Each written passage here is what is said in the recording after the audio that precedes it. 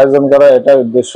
আজি আমাৰ দলৰ পৰা আমাৰ যিখিনি ফকিৰগাঁও সমষ্টিৰ কাৰণে আশাবাদী প্ৰাৰ্থীয়ে আবেদন কৰিছে দলীয় টিকেটৰ কাৰণে।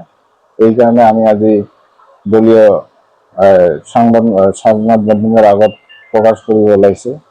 আমাৰ আজি ফকিৰগাঁও সমষ্টিত 5জন আশাবাদী প্ৰাৰ্থীয়ে আমাৰ দলীয় টিকেটৰ কাৰণে আবেদন কৰিছে আৰু এইটো লৈ আমি পাৰ্টি হাইকমাণ্ডৰ ওচৰত দাখিল কৰিম আৰু পাৰ্টি হাইকমাণ্ডে যাক ভাল বিচাৰে তাকে টিকেট দিব আৰু যাকে দিয়ে আমি ফকিৰগাঁও ব্লক কমিটি তথা কোকৰাঝাৰ ডিষ্ট্ৰিক্ট কমিটি আৰু বিভিন্ন উইং যিখিনি আছে আমাৰ এআইডিএফ দলত সবে মিলি আমি দলৰ হৈ কাম কৰিম।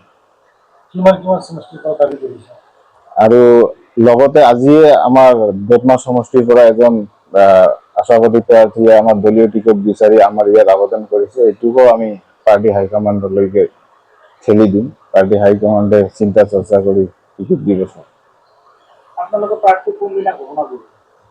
এইটো টোটেলি পাৰ্টি হাইকমাণ্ডৰ ওপৰত নিৰ্ভৰ কৰিব।